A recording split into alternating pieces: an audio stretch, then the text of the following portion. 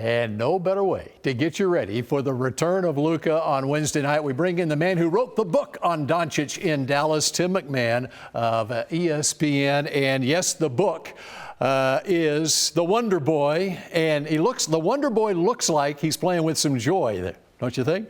And look, he was emotionally devastated by this trade. It took him a while, obviously, to get healthy, but also to kind of get his feet under him on an emotional level. And the Lakers are rolling. He's playing for his buddy J.J. Redick, back with Dorian Finney-Smith. Him and LeBron are clicking. And looked like he had some fun in OKC, a place that not a lot of people have fun as visitors this season. Yeah, well, the Mavericks have won there, though, right? 0-1 with Luka. With Luka, though. That's 3-0 right. with P.J. Washington. That's exactly right. All right, let's talk about the book. The Wonder Boy, Luka Doncic and the Curse of Greatness. I'm going to take you back a couple of months when April Fool's Day came 2 months early on February 1st. Now, this is a book that Tim has been writing really for the last couple of years. Ever since Luka arrived in Dallas, he's been putting this thing together. And he had to write an additional chapter after the trade that happened on February 1st. The original copy of it, the last chapter on page 339 here, a quote from Doncic ends it. "This is the franchise that drafted me, and they gave me the keys. I'm just glad I'm here in Dallas." Well, Tim had to write another chapter. You had to be just shocked, and you had to work so hard the next couple of weeks to meet your publisher's new deadline. Yeah, well, there was also some things going on with my day job for sure. And look, I was aware of how frustrated Nico Harrison in particular was with Luka, with the stuff like the conditioning, the diet, those sort of things. I was flabbergasted that it led to trading him. Simply because, talking to dozens of executives, GMs, scouts around the league, nobody thought this was a good deal for the Mavericks. I have not spoken to a single person with another organization.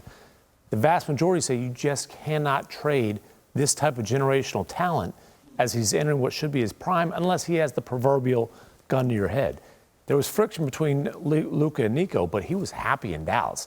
He did not want to leave. There were a few who said, hey, I understand wanting to get out of the Luka business, for the reasons that we've discussed, but it was always followed with, but you have to maximize the return. And they did not do that.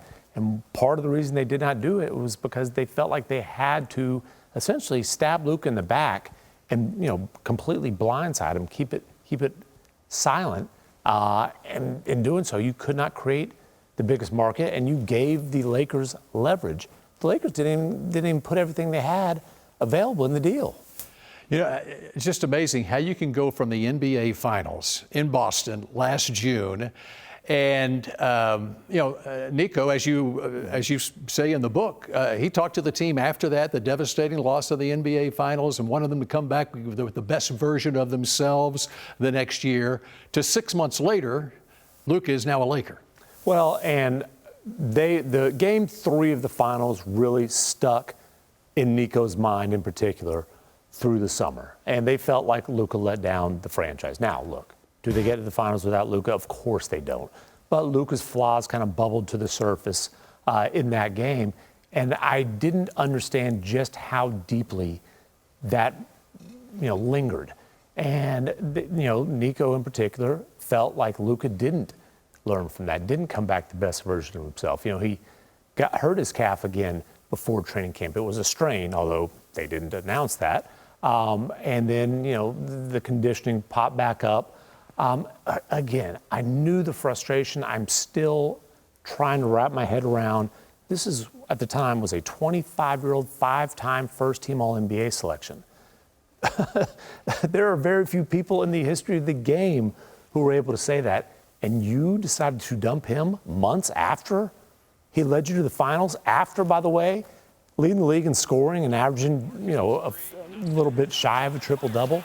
It's the most shocking trade, at least in NBA history, and I would challenge you to come up with a more shocking trade in pro sports history. You talk about the frustration with diet and conditioning, that sort of thing, and you also say in the book that Nico in particular was irate when Luka once again strained that calf on Christmas Day. And I wonder if that might have been the final straw as far as Nico is concerned, that to call up his buddy Rob Pelinka with the Lakers and say, let's work on something. Well, that's definitely when things started going in action. And again, it wasn't, oh man, this is unfortunate, or sympathy towards Luka, or even feeling sorry for themselves. It was anger. It was, this is what happens when you don't take care of yourself. And look, if you talk to people with Luka's camp, they're like, hold on.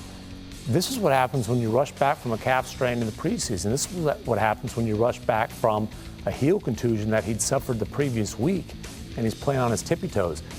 The breakdown in the relationship between Luka and Nico was a major factor in this, and it was a non-existent relationship. And the breakdown in the relationship between Luka's team, his body team, his inner circle, and the Mavericks organization was also a factor in this. But Nico fired the people in the organization who worked well with those people, who were close with Luka. So, and as you said in the book, Luka was like, well, you're firing all my friends. Yes,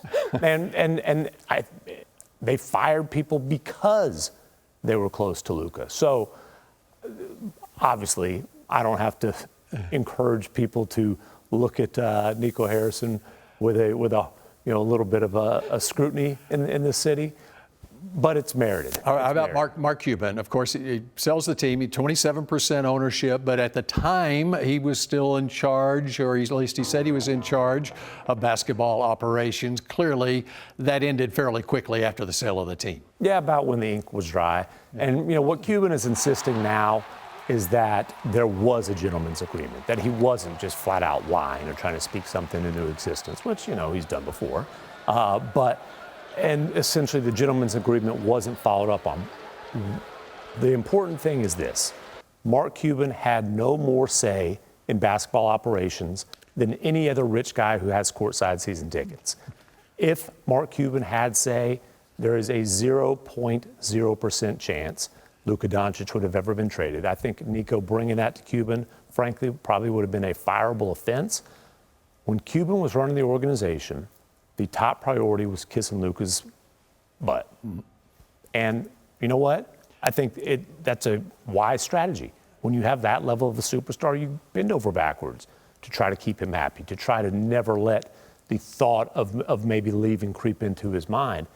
It went from, smooching his backside for 5.5 years to stabbing him in the back in year 7. All right, how about Anthony Davis in return? It's a shame Anthony Davis sort of gets thrown under the bus. Here's a 10-time All-Star. We saw in the limited time that he played his first game with the Mavericks what kind of impact he can have on a team. It's also a shame Kyrie Irving's gone down with an injury, so we can't see what this compilation of Mavericks might have been able to do this season. But Anthony Davis with the Mavericks has shown that he is Anthony Davis when healthy. He's a top 75 all-time player. I mean, he's a first ballot Hall of Famer.